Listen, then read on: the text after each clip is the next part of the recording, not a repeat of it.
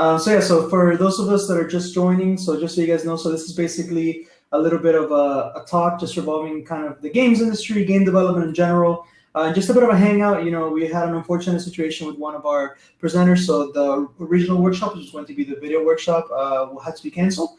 But we wanted to fill a time slot, and because we only had 3 other activities with game development, we thought it'd be cool to do a little game development activity. And earlier on with Jose's Unity workshop, he kept getting a bunch of questions more about the industry than the workshop. So I was like, hey, it'd be cool to just do a little bit of a game dev industry workshop. So let's give it a shot. So yeah, now that here we are, Jose, you can just introduce yourself, a little bit of your background, what you do now, and then I'll go, and then we can just start taking some questions. That's awesome. Let's start off with introducing. I mean, people also might want to get to know you. I don't know if everybody in the room knows you, but I can start. You go and I'll go start. So my name's Jose Maldonado. I went to FIU from 2013 to 2018. I majored in computer science. At FIU, I worked on UPE a lot. I met Caesar right on the first couple of days that UPE began to exist, and then we worked together to kind of build this beautiful organization that you guys are seeing today. So I'm really happy to see it on the amazing hands of people like Kevin and the people running the hackathon. It makes me really excited. I also worked on VR at FIU a lot, so that's how I got my expertise in Unity. But now I moved to Seattle, Washington to work at Microsoft, particularly in the xCloud team at Xbox. So I'm a PM there for the quality team. It's basically the whole team's figuring out how to make game streaming as accessible and as good as a product as it can be. So it's been a challenge. It's been exciting. I've learned so much. But we can, I think, for being a year and a half in Xbox, I think I've been able to see a little bit of the the games industry. So I could hopefully answer some questions that people are curious about. So I guess I'll go. So for those of you who might not know me, my name is Kevin. I am one of the co-directors for ShellHacks this year. I got my start in game development actually through Jose. I was part of UPE's code program, which is basically a program focusing around software workshops, and assisted Jose during his Unity workshop. I was in a couple of years ago at this point. I really liked game development. I started exploring it a bit more, and then later on, we also have this program called Spark Dev, which focuses around putting together teams based on certain technologies and just kind of developing projects around 9 weeks. And basically through that Spark Dev program, I became a co-lead on the game development team. I was a co-lead on that team for, I want to say, about 3 semesters or so. And then nowadays, I am currently interning at EA Studios, which is really exciting. So, I'm certainly an intern, but I thought it would be cool to have that perspective of somebody who's kind of just getting my feet in the door as an intern in the games industry, and then somebody as Jose who's now had good over a year's time in it, and just, kind of a couple of perspectives there. So I will say that I still feel like I'm getting my feet wet. Definitely. The one thing I figured is that the game industry is a small world, so a lot of people know each other. It's kind of crazy. There's people I've met people that have been veterans of the games industry, like people that have literally been working on games for literally 20, 30 years. It's nuts. Yeah. So with that being that's their passion. Yeah, they sleep, eat, breathe video games. It's actually pretty nuts, honestly. I've experienced it a little bit myself. Okay, so let's get started. So what tips would you give to land an internship at a game studio this summer? All right, Jose, you want to go first? Yeah, definitely. Okay, so I guess my answer is 2-part.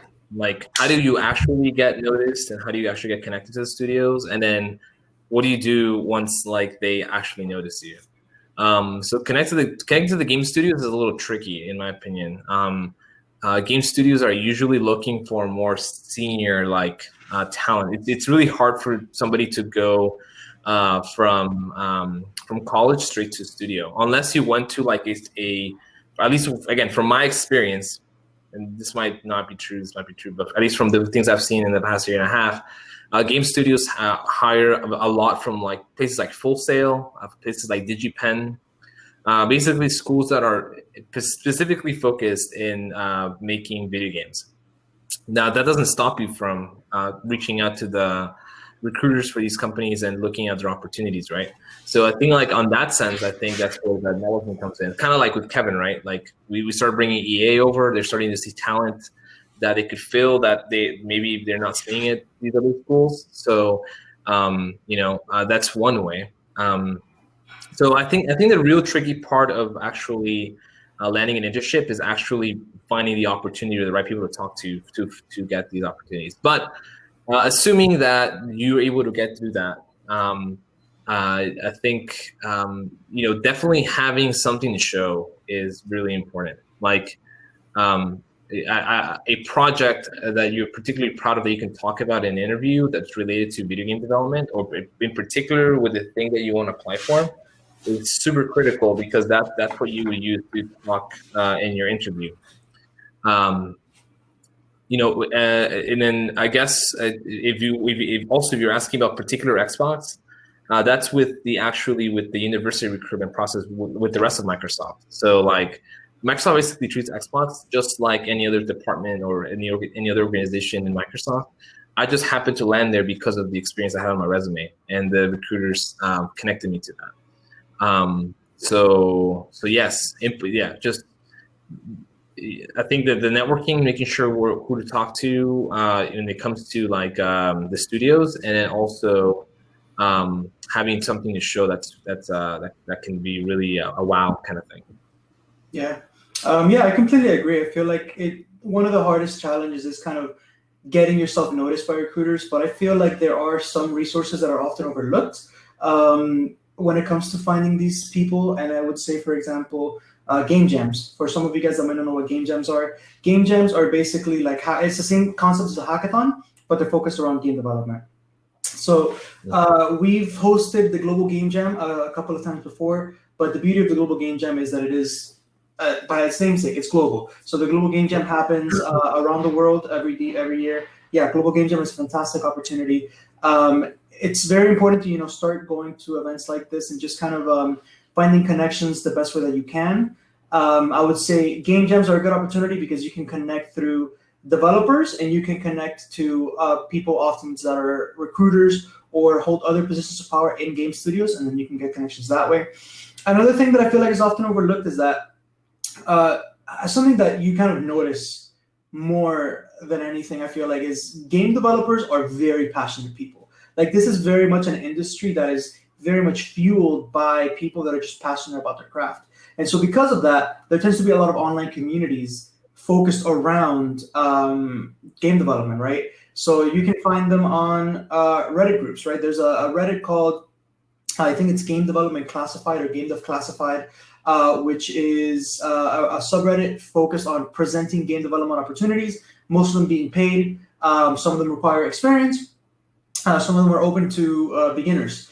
So I would say oftentimes, even if you're just exploring what are some requirements that you need to have to start being considered for these opportunities, it's good to start exploring on that subreddit and say, okay, I'm looking for a developer with this level of experience. What was that Reddit called? I believe I'll double check on it and I'll post it in the Game Dev channel. I believe it's called Reddit.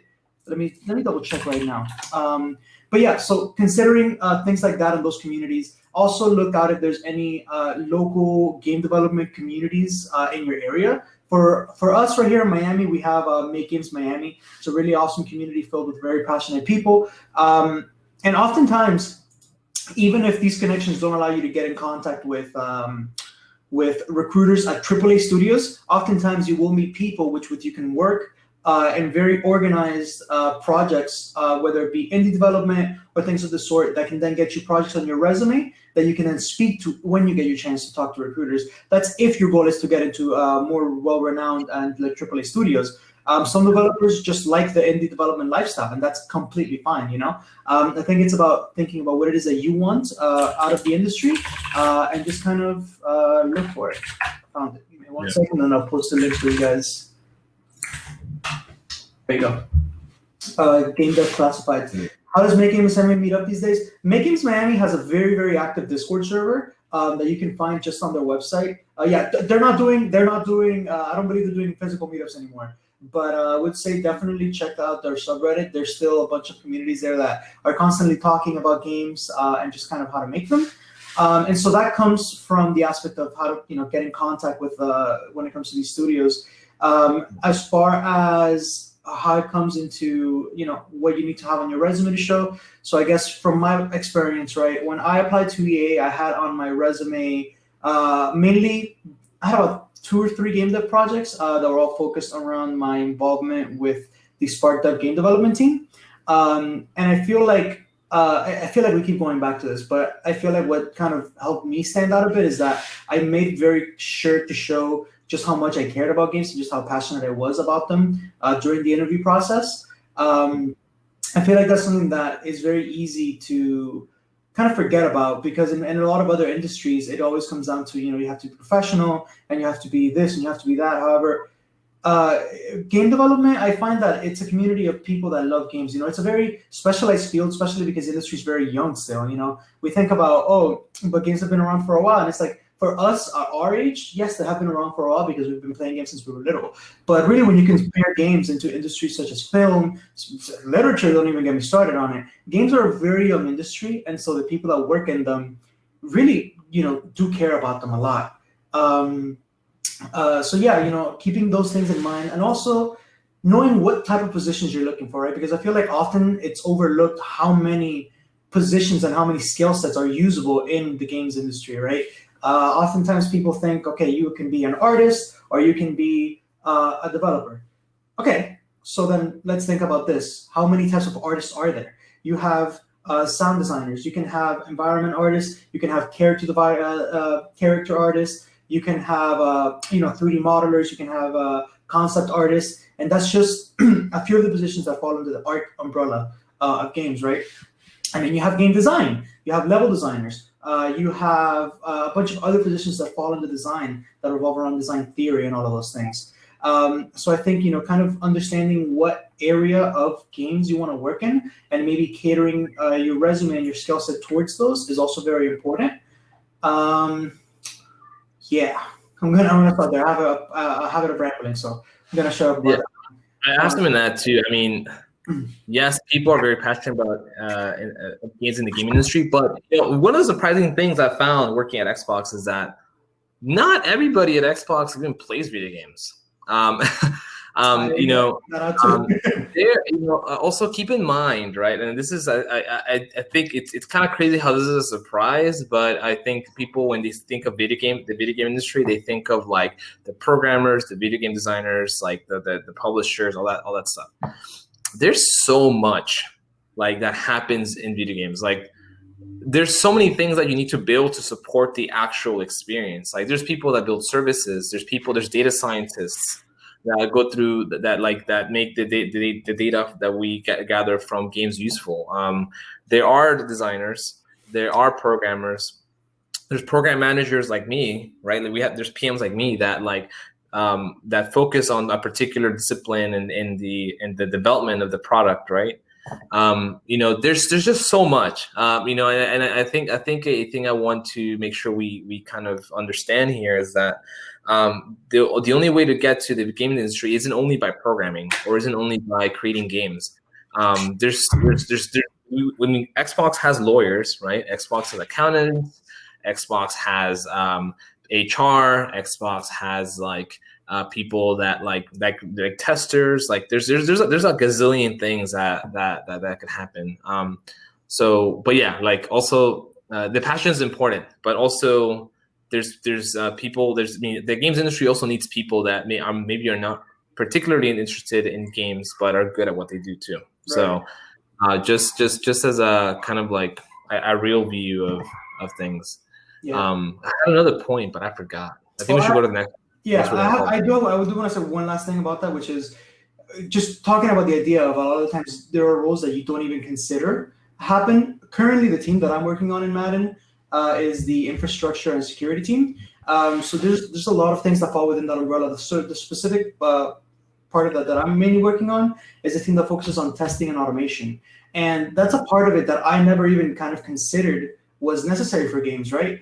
But when you consider it like this, the Madden code base, Madden is a bit of a legacy game, so this is a game that has been iterated on over every single year that there's a new release for the game. So this code base is huge. And a lot of the times, you don't really know what little interactions will really be the ones that causes the game to crash or that will give you errors. So my team, we focus on, for example, handling development of the scripts that we use to test, the automation scripts that we use to test the player experience. So we write scripts that will explore the menu and the interfaces all from the perspective of the player and find, what minor interaction might have caused an issue here. We're also in charge of handling bots, which are bots that literally we have every night. There's an entire array of dev kits and systems for all the platforms, current gen and next gen platforms that are just constantly iterating over the game and playing games with bots, so that our QA testers that come in the morning can look over those logs and say, okay, we found a bug here that happened because this, and this happened. Okay, and now they can open a ticket, and that ticket goes to our developers, and they can take a look at really what went down there, and then they can pass it on to whatever team is in charge of that. So that's just one thing that I didn't really consider was even necessary in games, but I'm honestly having a fantastic time learning about it. That's huge. Yeah, that's huge. Yeah. I also work in that area. That's the big part of what the quality team does. Right. And let me tell you, dude, video games are complicated pieces of machinery. Yeah.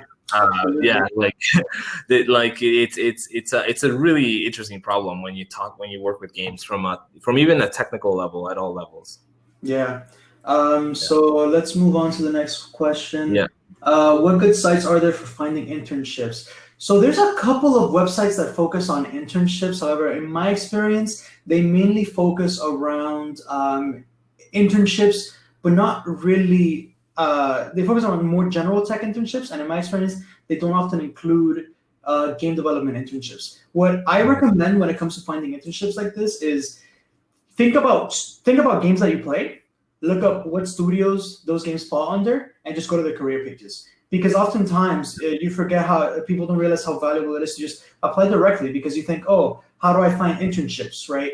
Well, think about it like this. Most of these studios need to be getting people out there anyway, especially because the games industry just keeps growing. So I generally tell people that always ask me this question of, kind of how do I find internships? I just say, think of the last game that you played. What studio made it? And go find out if they have internships. And if they don't have them now, find out if there's some sort of mailing list that you can sign up for when the next time the internships roll out, then you can reach out there. Oftentimes, some companies are extremely competitive. Nintendo is an extremely competitive company when it comes to their internships.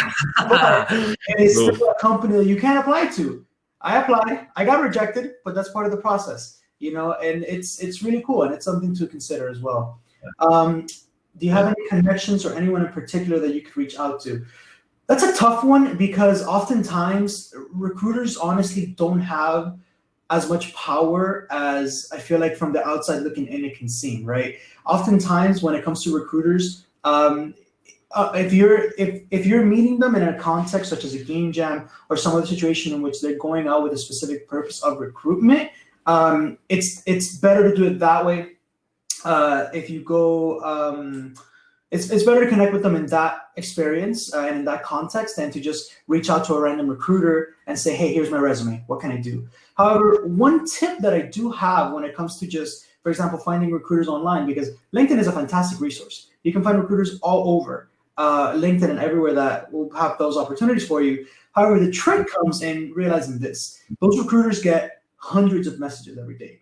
Oh, yeah. It's about realizing that you have to be very specific with your message and to hope that they will give you the opportunity of looking at your message, and also understanding that it's okay that sometimes your message will just get lost. But in my experience, the best way that it is to get a response from recruiters is be as specific as possible and try to give them a very small thing to start a conversation. If you say to someone, hey, I'm looking to get into the games industry, can we connect so I can pick your brain or something like that? It's a very vague conversation starter, and oftentimes the recruiter is going to say, I don't have the time for this. But if you have a very specific thing, for example, like if you see someone is a developer on a game, right? You might say, hey, I saw that you work for Nintendo under this. I thought that this feature of this specific game was super, super, super cool. Do you have any idea what kind of things went into that? Do you have any idea of some resources that I could look into to maybe implement a similar feature in my own game? I find that very specific conversation starters like that just have a higher chance of getting your response. So that's the best advice that I could give to that question. Mm-hmm. Yeah, no, and that goes with any kind of internship. Help yourself to be seen. I mean, it's the recruiter's job to look for people and to get the best candidates. Help them do their job too. You know what I mean? Absolutely. So that way you have it's almost like make your own luck kind of thing, right? Yeah. You have to do things to increase your odds, because that's just the way it is. I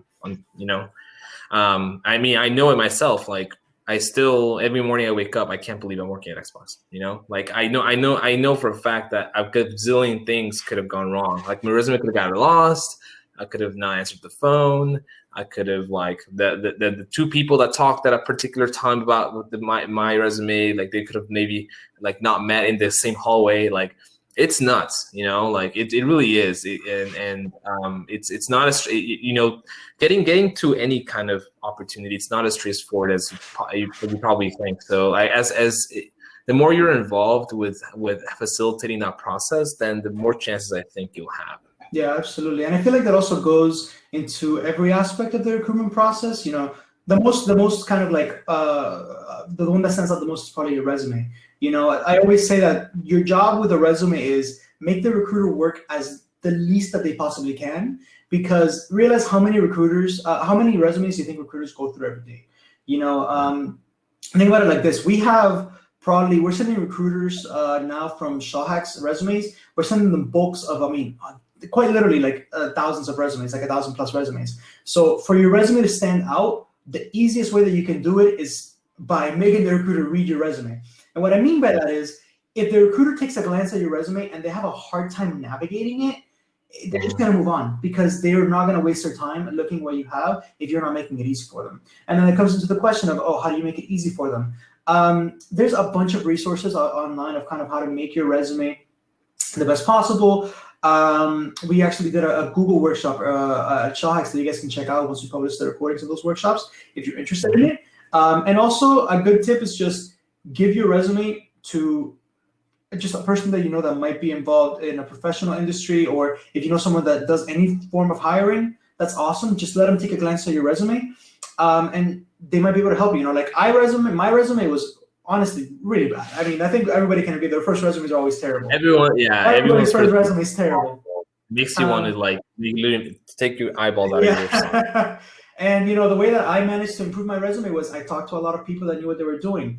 Caesar, which is our another alumni advisor along with Jose, he's a graphic designer. Well, yeah, he is a graphic designer. He used to be a graphic design major, so he's very good at resumes. So I spoke to him a lot. Carolina, which is another graduate, she's also now at Microsoft. She's fantastic at resumes. Her resumes was one of the best resumes I've ever seen. So I just spoke to them that I knew had good resumes, and those resumes were getting them opportunities. And I just asked them for what tips that they could give me. So yeah, that's for that question. Let's see. There's a VR one. Patrick asked, do you think the VR gaming industry will continue to take off and possibly become more mainstream? I'm sure if for some reason VR went downhill, a lot of VR-focused skills would definitely be transferable to the gaming industry. Absolutely. I mean, I worked on VR. I used Unity basically for VR. Like I learned almost all my Unity working on my VR project. And the skills translate quite beautifully, because you're learning C# if you're in Unity, or if you're in Unreal, you're doing C++, and then you're learning about like how do you actually build a system. It just happens to be a game, right? So I guess for your second question, if it's transferable, yes, absolutely. So you should still do VR if you can, if that's what you like and you're passionate about. Will VR be more mainstream? A lot of people ask me this question because I did VR for a while, and hopefully someday I'll get back to it as well, right? I want to interrupt 1 second. I don't think you guys understand what he means when he says he did VR. Like, he built his own VR headset.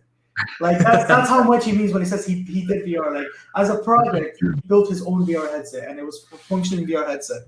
So It this guy was, knows it was VR pretty well. It was nuts. Yeah, like that. Like those are the kind of things you want to come in with into an interview and just lay it down and be like, "Look, dude, I'm the real deal. Like, please hire me."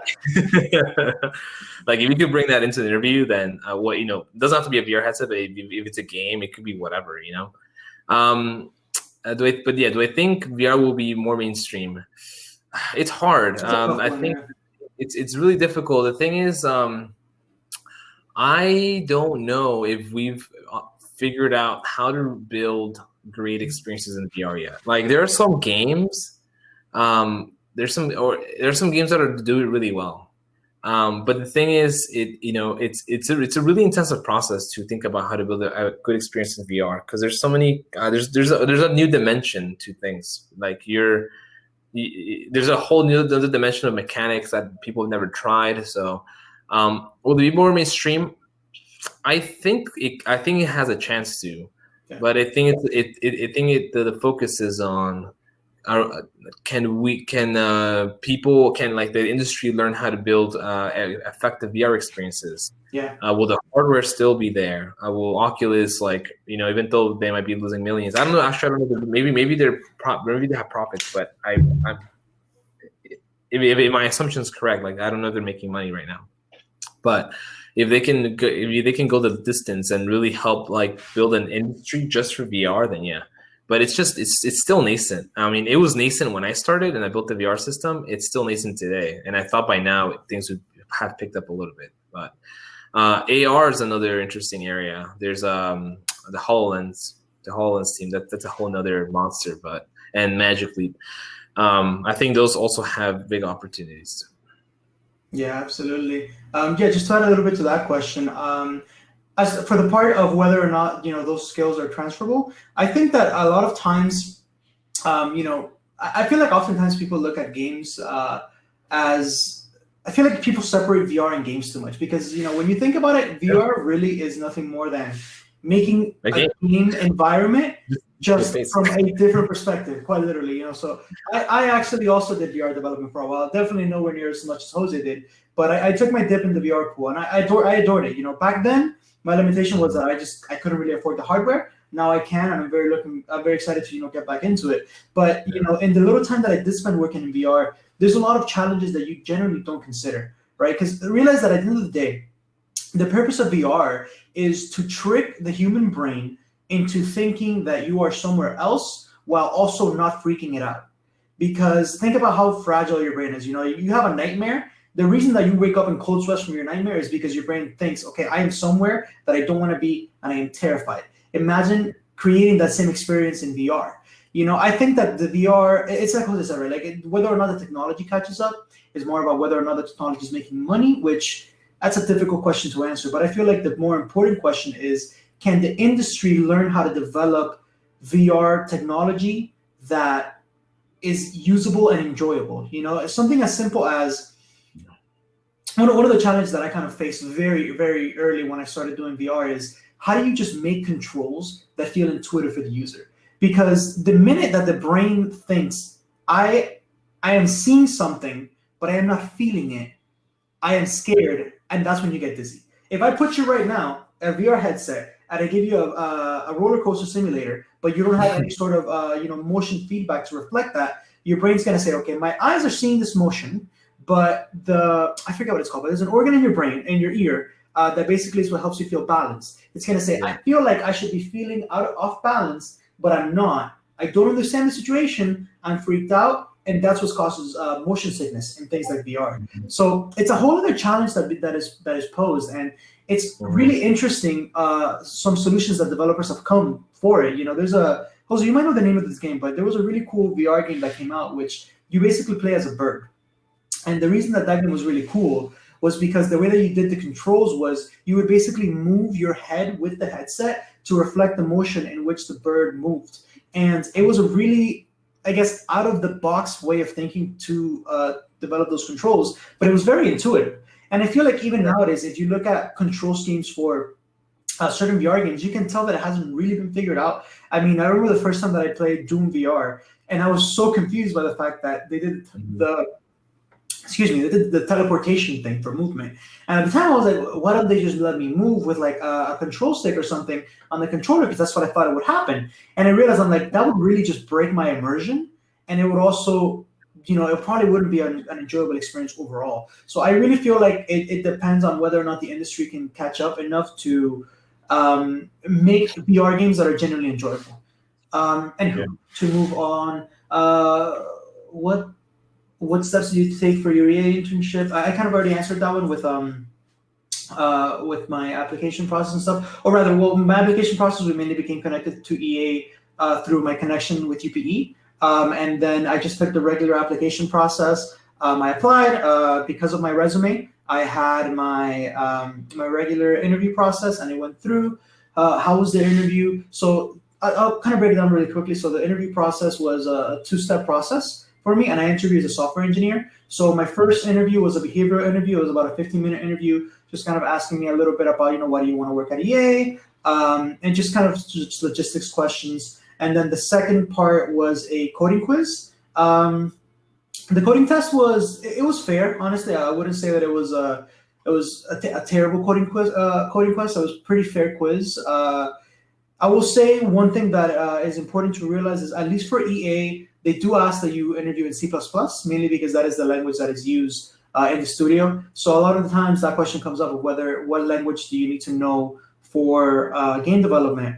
And something that I always tell young software engineers, people that are starting out in their software engineer careers, don't think about learning a language, think about learning how to program. Because once you know how to program, and once you understand your abstract data structures, and you understand the tools that build programming languages, all programming languages work the same. You can implement a linked list in Python. It's called a list, and it's called a linked list in Java, and there's a few variations. But at the end of the day, they're made up of the same parts. And so once you understand those skill sets, and you understand how to take those skill sets and carry them into any language that you go, that's when you really become skilled, and you can really flex your muscles anywhere that you go. So yeah, that's just a note, because that question is asked very often, of kind of what is the language that you should know for game development. The most popular game development language is definitely C++, especially when it comes to like AAA games and just kind of studio games, because that language, just because it's a efficiency. But when it comes to development and smaller development, definitely, I mean, the Unity engine is incredibly popular because it's a fantastic engine for smaller teams and smaller games. Definitely recommend that one as well. What sort of games does Spark Dev make? It depends every year. The team lead decides it. For the past few semesters, we've been making mainly 2D platformers, just because you get the opportunity to just 2D platformers within the scope of 9 weeks. It's just a lot more feasible a project to take on. One of the questions I got asked for EA Data, is what are your 3 favorite games? Oftentimes I had that same interview. I want to know your 3 favorite games. Mine? Yeah. Okay. Breath of the Wild, definitely. Breath of the Wild is probably number 1. Number 2, I'm gonna say Pokemon Platinum. That game, I played that. Really? Okay. Yeah, that's my favorite Pokemon game, and I'm really hopeful that they don't mess up the remake. Here's fingers crossed. I'm not very. Are they working on a remake? I hope so. I mean, if they follow the pattern, I mean, it's easy money, so I don't the see why money hungry pattern. No, I'm joking. They might be money hungry, but I'm still paying. Let me tell you. Yeah, honestly though. Third game. Okay, let me think about this. You give your 3 favorites. Yeah. Of all time, RuneScape's gotta be number 1. I mean, old school RuneScape. I can't tell you guys how much time I spent was playing RuneScape. Honestly, RuneScape was the game that made me want to like really get into games. Like I've played video games before that, but then I realized like what an amazing thing it was that RuneScape brought people together, and it enabled you to play with your friends and run on the browser. Like anybody could play. It's free. It was nuts. I think RuneScape was truly revolutionary. Like it was nuts. And I still log in sometimes to just cut some wood and burn some shrimp. My second favorite game is probably Paper Mario Thousand Year Door. That game blew my mind when I played it. Amazing story, amazing mechanics. The length was great, and those were back in the GameCube days. man, are we old yet, Kevin? I don't know. I don't know. We're getting there. We're getting there a little bit. Are we old yet? Is the GameCube like what the what the N64 was for me? Frick. And then my third favorite game, I think it's a tie between League of Legends. I played a lot of League of Legends, or what's my favorite Pokemon game? I mean, Pokemon is also one of my favorite franchises. I liked Ruby, like Ruby and Sapphire a lot. Like those are probably my favorite games. And I even got the remasters and everything, and I played through. It was so. I learned to speak English through like Pokemon Emerald. Honestly, I will say that even though Platinum is my favorite because I think it's the best in the series that I played, Pokemon Emerald is probably the most sentimental for me. Like that game. Oh yeah. Good. And for my third choice, since you mentioned League of Legends, I'll have to go with Smite. Smite by Harris Studios. Tania Schaefer in the chat, she's gonna laugh at this because her and I used to play on a little competitive Smite team together. But yeah, so I would have to say Smite. I have probably more hours in that game than I do like any other game ever. So yeah, I'm gonna go with that. Tania, just also for a fun fact, I was also asked that in my Xbox interview. That was literally the question I got asked when I interviewed at Xbox, and those are the answers that I gave them. Yeah. When I had this is funny because when I had my coding interview, it actually ended earlier. Like I answered both questions before the time was up. And so the interviewer asked me, like, do you have anything else to say and I asked him a little bit about what he worked on and stuff like that. But then I just asked him, what are your favorite games? And we talked about that. And I feel like that conversation kind of established a little more personal connection. And I think that definitely helped me.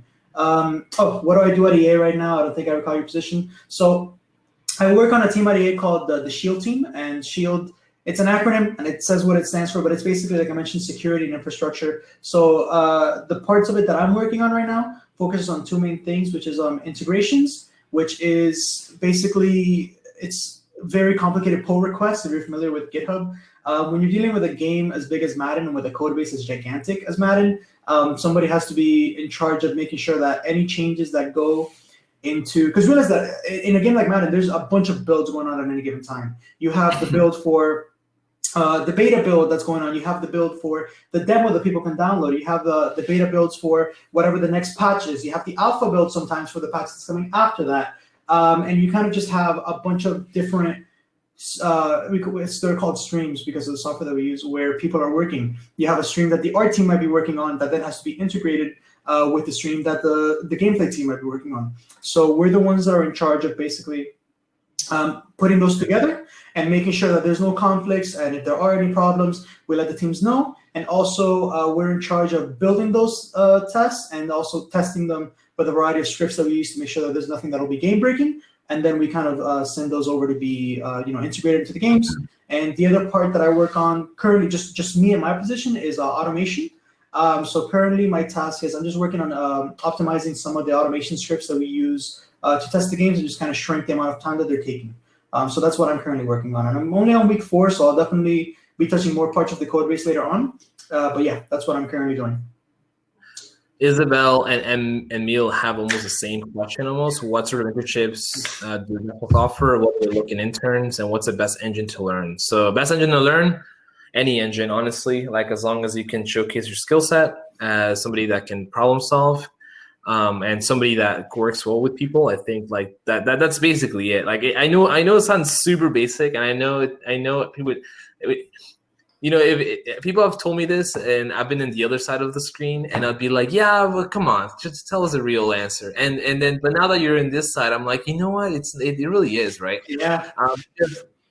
Because here's the thing, right? Like, you're gonna be given a problem when you work at Xbox, or for that matter, a problem where you work anywhere. And just because you learned Unity doesn't necessarily mean that you're going to use Unity for work. Like for example, I don't do any Unity at Xbox right now. I don't use any of my VR skills. I don't use any of almost all the skills that I learned in college. I am practically not using it at this point. What I am using is my ability to tackle problems, and like the skills that I learned on how to tackle these problems and how to think through what a good solution for these problems are. And that's the true, I think, the golden nugget that you want. It's not really about what engine or what things you use, and that's kind of where I come in and say, if it doesn't matter, then just use what fits you best, and then build something on it that you think is great work, and then things will fall from there. What does Xbox look for in interns? The same thing as the rest of Microsoft. Like, again, cool projects. I think that's what really wowed at Xbox when I applied. I had a ton of projects that involved gaming or gamification. I had a lot of projects that showed leadership skills, and that helped kind of help drive my story around why they should hire me. But I think that what we're looking at interns is basically the same with all of Microsoft, since you basically go through the same pipeline too. I would say though that for interns, it would be really helpful. You're really passionate about games. I think, like I said previously, there are people at Xbox that work at Xbox that don't even play games and like don't really like engage with gaming at all. But for the young blood, like what really brings life to a lot of these teams sometimes is the passion. So that's something that they truly look for. And then what sort of internships does Xbox offer? Same thing as the rest of Microsoft: devs, software engineers, and PMs. I'm sure there are internships for like UI UX as well, because I know xCloud works with a UI UX team. I know there's like legal, attorney stuff. I know there's marketing, things like that. Like there's all kinds of internships, but I know from a technology and engineering kind of standpoint, you're looking at software engineers, which is the same thing that you would apply to for the rest of Microsoft, and PM. And then that's basically it. Yeah. Quick one from Charles. Does the interview for a game dev position have a technical interview part and coding challenges?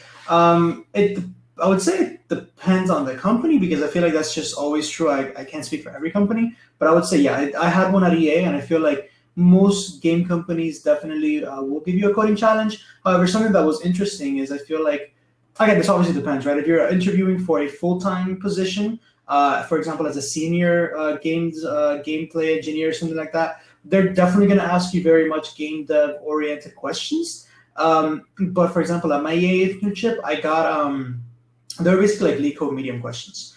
So it, like Jose said, it really comes down to just your ability to problem solve, because you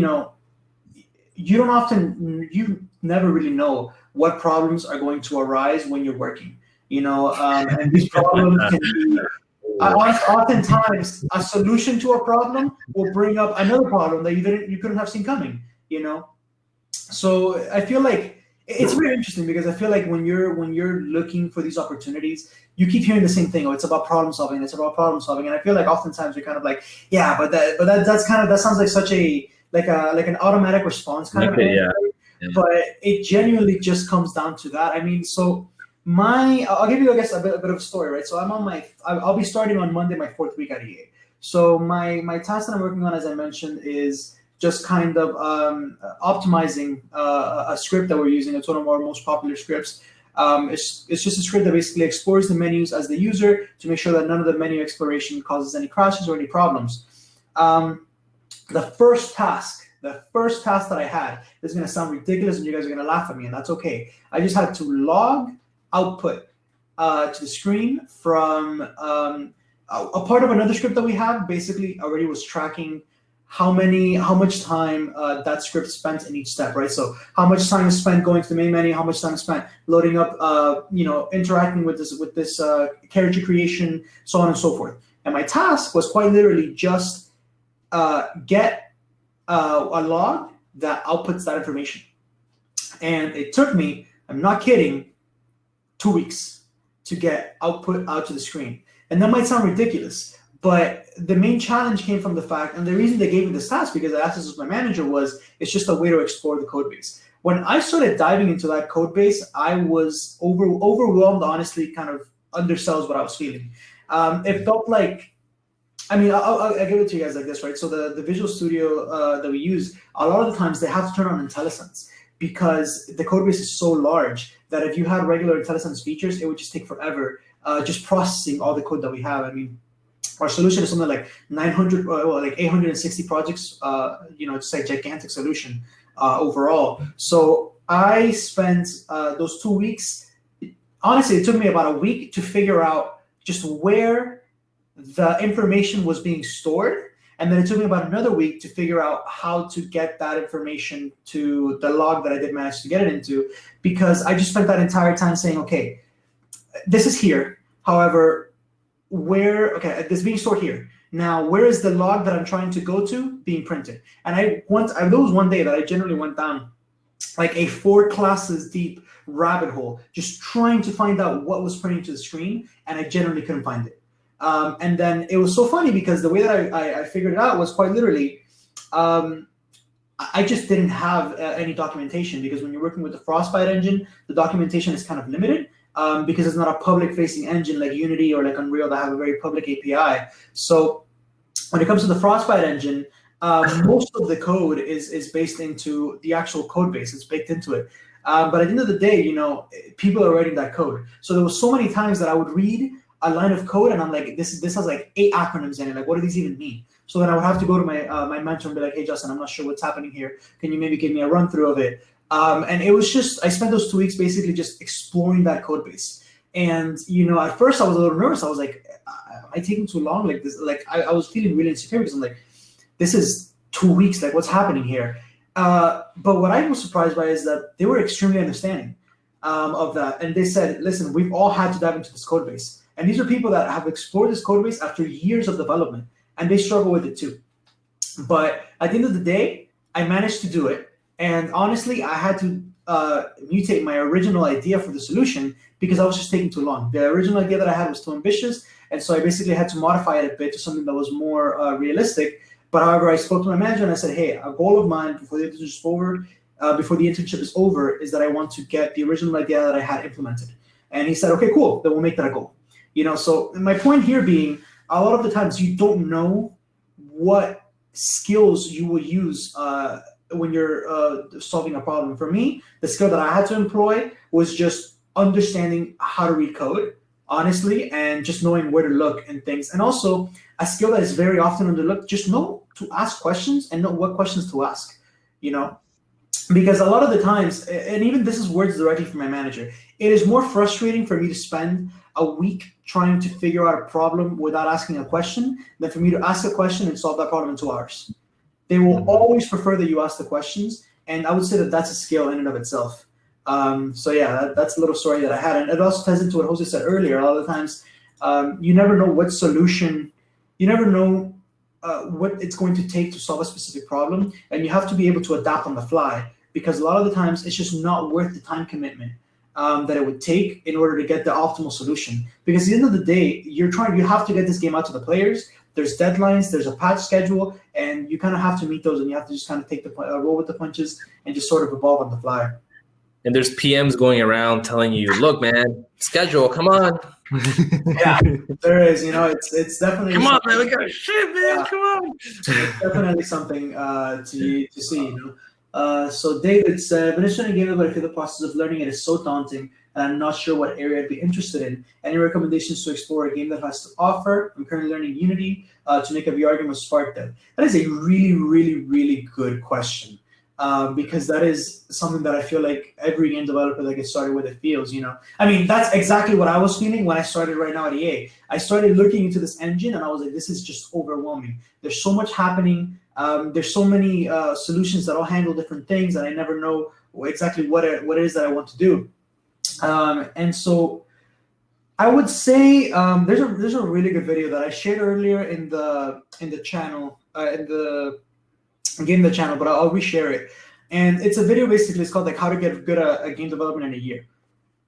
And the advice that he provides is basically give yourself an hour and see what kind of game you can make in an hour. And then see when you finish a game, it can be as simple as it might be. It can literally just be like a 10 tile long line, and the purpose is to get the player from here to here. And that can be your 1 hour game. That's fine. But see, what exactly is it that I was able to do here? What did I struggle with? How do I think I could have implemented this better? And then kind of look into that and think about what it is that you can learn from it, you know. And then give yourself 2 hours to make a game, and then do the same thing there. And then give yourself a whole day to make a game, and then give yourself a weekend, and then give yourself a week, give yourself a month, and then give yourself an hour one more time, because you're gonna see by doing so just how much it was that you grew within the span of that month by just seeing how much did I learn in this month, and therefore how many of those skills can I take to make a much better game the first time around. And I guess that this best single response to that question is, don't feel like you have to learn everything on the first go, because you genuinely do not. You know, You can't. you can't. There is no feasible way to do it. You know, and especially because in game dev, and there's something that we talked about earlier, there is so much to do. So if you say, I want to make a game, well, I mean, this is something that I faced constantly when I started. I want to program a game because I like programming, but I'm not a fan of art. So then what am I going to do now? Because you need art assets to make a game, you know? And, you know, yeah, go Sorry. ahead. At the end of the day, look, guys. I mean, this is. I mean, forget this is Xbox Jose talking. This is just, I guess, Jose that loves video games. Yeah. Video games is an art. Like, some people might not agree, but that's just my opinion. Video games is a work of art, and just like any work of art, it takes time to learn how to make it. I mean, and I think video games is a really interesting like work of art where a lot of people can actually come together and build it as a group. You know, and it's just like playing guitar, man. Like I know when I started playing guitar, like it took me like 6 months to not make people's ears bleed, right? With Ableton, it took me a couple months to know how what all the knobs were. I think it's about really, you know, like this is what I talked about in my workshop. You know, you have an idea in your head about what you want to build or what you want to see. And you know, what are the skills that you have that enables you to take the idea from your head into reality? I think that's really the key. At the end of the day, because how you do it is irrelevant. It's more about like how do you effectively bring that out of your brain and put it in the real world. That's what an artist does at the end of the day, right? Like they have an idea of a song, and they have the skills and the instruments to make that vision a reality. Same thing with programming a video game. You know, at the beginning, you're not going to know all the notes. At the beginning, you're not going to know all the chords, and you're not going to know the song structures. You're not going to know how to press the strings right in just trying to relate it to guitar playing. It's a thing that like you just have to start, and you just have to do, and you just have to like, you know, get started somewhere, you know, in order to start to grow. Because the thing is, if you wait to get the answer, you're never going to get it. Because that's another thing that I learned at Xbox. And maybe Kevin can join me on this. There's no right or wrong way to do anything, and that's like the scary part about working at a place like Microsoft or a place like a tech company, because you know you have a million ways to do something, and you know your manager is going to tell you what problem you need to focus on, but then they're not going to tell you how to solve it. Like it's actually you're the one owning, you're the owner of that problem now, and it's up to you to figure out how you want to solve that problem. So you know it's like, again, the thing of like you have an idea in your head. Okay, how do I put it back? How to put it in front of me in real life? That's incredibly important, and you know, not only for video games but for any internship. I think that skill set to do that. If you can't do that, then you're pretty stuck, honestly, because then you'll be in your head most of the time. Yeah, I completely agree. And something that kind of ties into, which is interesting, because there's a question that I wanted to talk about, which by Damaso, which says, you mentioned learn how to program or learn how to code. What tools do you recommend so one can be better off? So I think that what I like about this question is that I think it brings up the question of what are tools, right?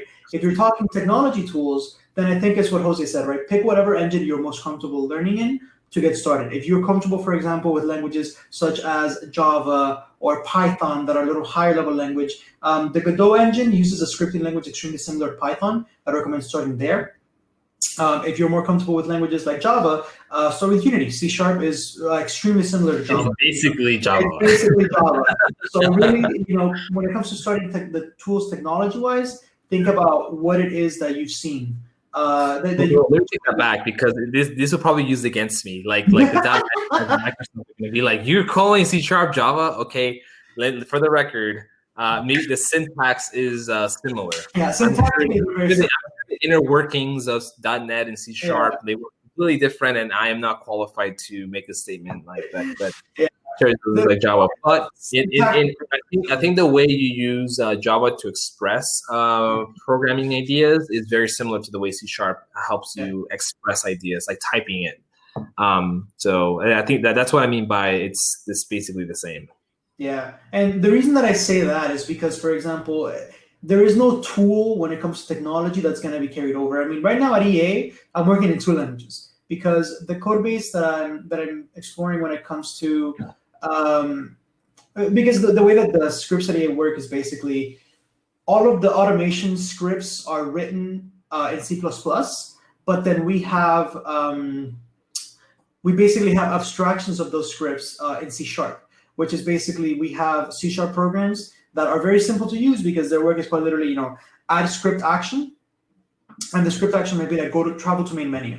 But when you look at, okay, where is this traveling to the main menu? That is a function that is defined in a different script, and that function is done in C++.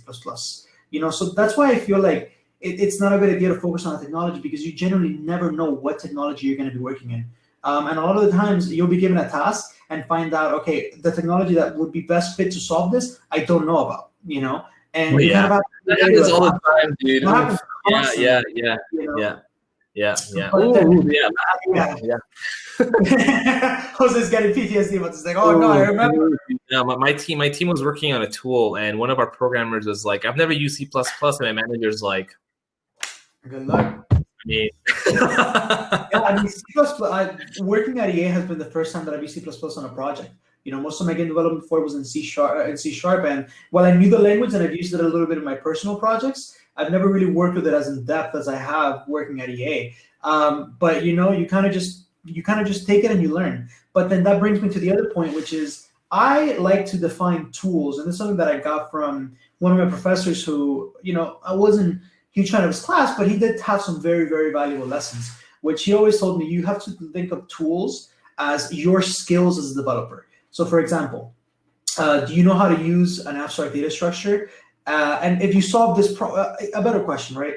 If you solve a problem, can you maybe align it to a problem that you have solved in the past? And can you then take that knowledge and implement a solution that is similar? Okay, maybe it's not similar, maybe it's not the same, but it's similar enough that you have an easier time implementing it. That is a tool that now goes in your tool belt. Like I'll give you a very simple example. You guys have been using Shelly all weekend, and if any of you have used the ticket system, you'll see that the ticket system opens a regular a ticket channel, a text channel on the Discord, and a voice channel. So I was having some issues because of the way that I originally implemented Shelly. Shelly's the bot, by the way, for those of you that might have not seen the name and think I'm talking about some random person. Shelly's the bot. Yeah, Shelly's the name of the bot. And so when I built the bot, the ticket system, I was kind of thinking, like, hey, I'm kind of struggling right now because I basically just didn't have a way to reference the 2 channels in the way that I would have wanted to. And so I was kind of thinking, I'm like, okay, what problems have I solved before that, and what tools do I know that can solve this problem? And I thought, I'm like, hey, this sounds like a perfect problem for a hash table. And so I implemented a dictionary in Python, and I tied the two. I said, okay, the text channel is going to be the key, and then the value is going to be the voice channel. And that ticket system works flawlessly now because of that. And now I know that if I face a similar problem right now at EA, and I can think of, hey, this reminds me of that time that I worked on this issue that I had. I have a similar idea on how to implement it. Boom. That's a tool that now goes in your tool belt, Yeah. And so I feel like that's a better way to think about tools. It very much revolves around what skills do you have as a programmer that you know how to implement, and knowing how to take those experiences to solve better problems and new problems. Yeah. I mean, I can't. Yeah. I can't emphasize enough how important that is. Because I mean, for better or for worse, like that's just the way that's the nature of the industry. Like I had a conversation with one of my mentors, and I was like, I've been giving problems that nobody solved before, and then he was like, oh, well, that's why they're paying you so much money, right? Like that's why they hired you, because they need you to solve problems that have never been solved before. And that's and for that you really need to bring your brain to the to your work. Like you really do, because otherwise nobody's going to solve it for you, right? You got to ask for help and do all those things. But okay, cool. Well, I think we're at time. Yeah, we are at time. We can do. I mean, anybody has to go. You guys are completely free to go. We can stay for maybe. We'll stay up to like 10:10 if anybody has any last minute questions or something. Yeah, For those of yeah, you who are good. minutes. Yeah, Yeah, poke around. we can stay a few minutes. Thank Anything, you. I can anything xCloud. I mean, unless that's if I told you, I would have to kill you. Right. But or any other Xbox questions as well. Yeah, well, favorite Pokemon is Dragonite. If you see my nickname, my name on Discord is Drago. That comes from Dragonite. I love that Pokemon. I'm glad you guys all enjoyed it. Thank you so much, guys. Thank you guys for coming. My favorite Pokemon, people judge me for this, but I don't know why, but my favorite Pokemon has always been Chikorita. Interesting choice. Yeah, I'm a grass type kind of guy. Like if I were a gym leader, I'd probably be a grass type. Because I like Chikorita's design is pretty cool. Then Bayleaf looks like super badass, and then Meganium is like a total tank. Yeah, it's real cool. Oh, and just one last. I like also Shroomish and Breloom. When I had Ruby and Sapphire, I would always pick that Shroomish in the forest, and I'd always like level it up to like level 50, and then just run through the Elite Four. Breloom is probably one of my favorite grass types because I adore fighting types. So it was like, oh my god, 2-in-1. I love it. So badass. Yeah. I just want to have one thing about Jose's last point about the idea of you're solving problems that nobody's been given before. That is pretty much like you don't really realize how true that is until you start working. Until you start. You really don't until you start. I mean, the way that my workday goes at EA is quite literally I log in, I check my Jira, and then I see what tickets I have assigned to me for the day, or what tickets I have assigned to me in general. And I say, okay, this task, I think I'm good at this task. I'm going to mark it as in progress. And then I think it's done. I mark it for review. That goes. And then I have my next task that I can move on to. And, as small as these problems might be, it's like Jose said, you're solving them because up to now, they haven't been solved before. And if you think about it, that's the beauty of it all. Because if all of these problems had been solved, then there would be no need for this industry to begin with. And that is, I think, the beauty of just technology in general and our the work that we do, because it is just about solving those problems. But yeah, I just thought that was really good point. You need to work on those projects, man. I can't tell you how unbelievably hard it is to do that. Like particularly for xCloud, there's I mean, when you're building a streaming service, there's so many new challenges. Like nobody's built this before, right? So, it's hard. Like not only from a technical level, but just from a professional level too. Like how do you work with other smart people to solve these things? Like this, it's a whole nother world. Yeah. Let me tell you, it's a whole nother world. But yeah, I mean, if there's no last minute questions, then I think we're good to go. Thank everybody so much for coming. It's been a long weekend, guys. I have very little sleep. Thanks everybody for coming. We really appreciate you guys.